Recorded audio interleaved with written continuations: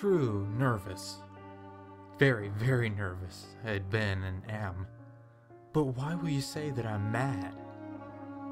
The disease has sharpened my senses, not destroyed them. Above all was the sense of hearing. I heard all things in the heaven and the earth. I heard many things in the underworld. How then am I mad? Observe how healthily, how calmly I can tell you the whole story. It's impossible to say how first the idea entered my brain. I loved the old man. He had never wronged me. He had never given me an insult. For his gold I had no desire. I think it was his eye.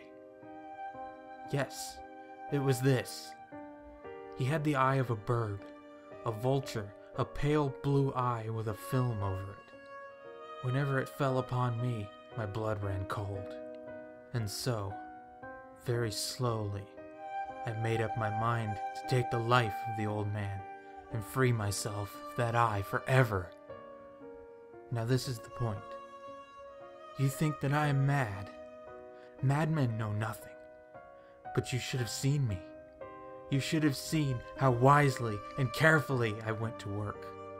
I was never kinder to the old man than during the whole week before I killed him. And every night, late at night, I turned the lock of his door and opened it. Oh, so gently. And then, when I had made an opening big enough for my head, I put in a dark lantern, all closed that no light shone out, and then I stuck in my head. I moved it slowly, very slowly, so that I might not interfere with the old man's sleep. And then, when my head was well in the room, I undid the lantern just so much that a single thin ray of light fell upon the vulture eye. And this I did for 7 long nights. But I found the eye was always closed, and so it was impossible to do the work. For it was not the old man who was a problem for me, but his evil eye. On the 8th night, I was more than usually careful in opening the door. I had my head in and was about to open the lantern when my finger slid on a piece of metal and made a noise. The old man sat up in bed, crying out, "Who's there?" I kept still, said nothing. I didn't move a muscle for a whole hour. During that time, I didn't hear him lie down. He was still sitting up in bed, listening, just as I have done, night after night. Then I heard a noise, and I knew it was the sound of human terror. It was the low sound that arises from the bottom of the soul. I knew the sound well. Many a night, late at night, when all the world slept, it has welled up from deep within my own chest. I say I knew it well. I knew what the old man felt, and felt sorry for him, although I laughed to myself. I knew that he'd been lying awake ever since the first noise, when he had turned in the bed. His fears had ever since been growing upon him.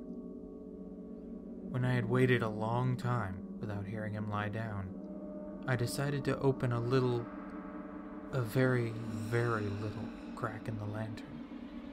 So I opened it. You cannot imagine how carefully. Finally, a single ray of light shot from out and fell upon the vulture eye. It was open, wide open, and I grew angry as I looked at it. I saw it clearly, all a dull blue, with a horrible veil over it that chilled my bones. But I could see nothing else of the old man's face or person, for I had directed the light exactly upon the damned spot. And have I not told you that what you mistake for madness is but a kind of oversensitivity? Now there came to my ears a low, dull sound, such as a watch makes when inside a piece of cotton.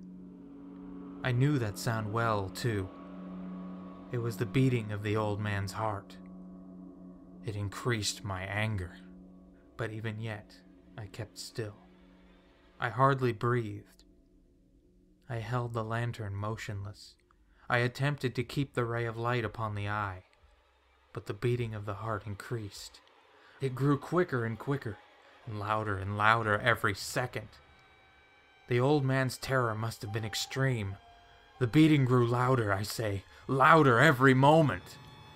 And now, at the dead hour of the night, in the horrible silence of the old house, so strange a noise as this excited me to uncontrollable terror.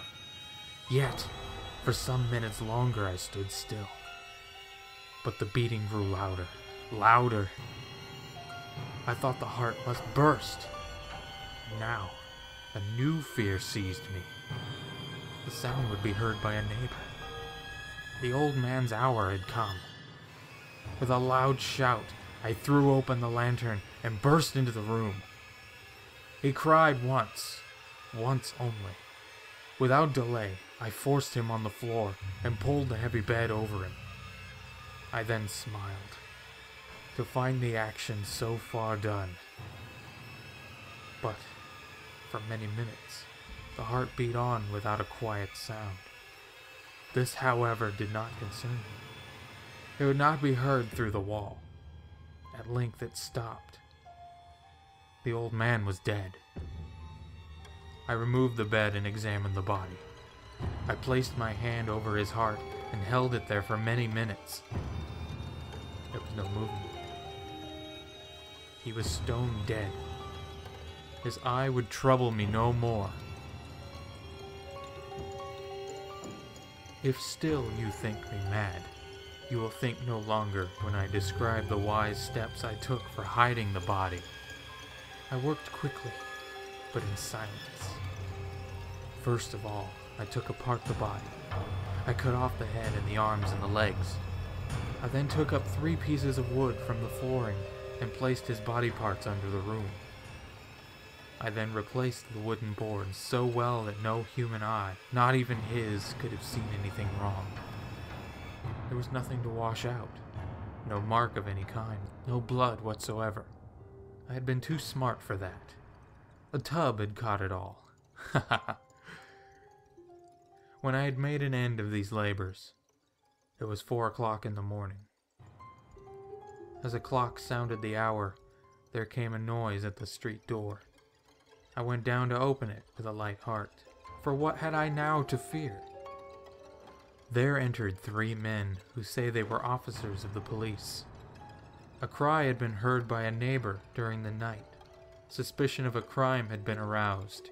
Information had been given at the police office, and the officers had been sent to search the building. I smiled, for what had I to fear? The cry, I said, was my own in a dream. The old man, I said, was not in the country. I took my visitors all over the house. I told them to search well.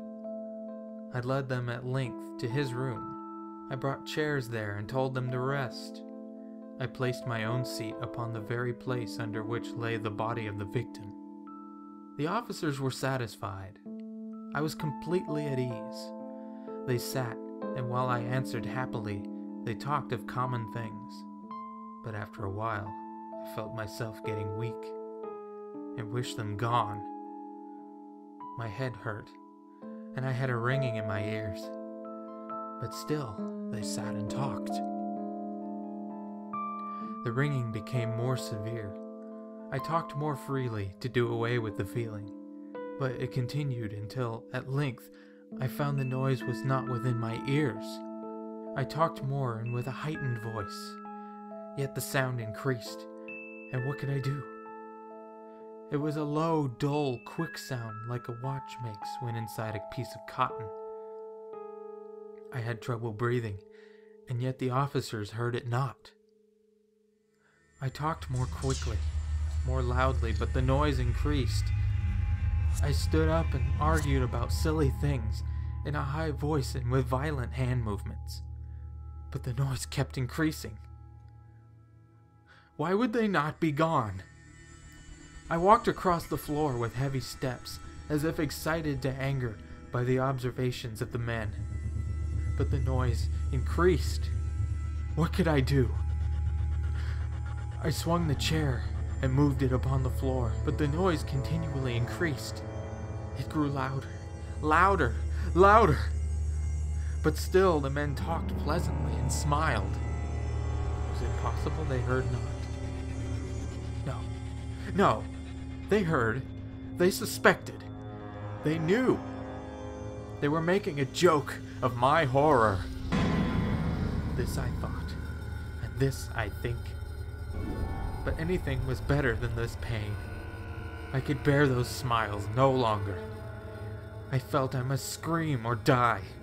And now, again, louder, louder, louder. "Villains!" I cried. "Pretend no more. I admit the deed. Tear up the floorboards. Here, here! It is the beating of his hideous heart."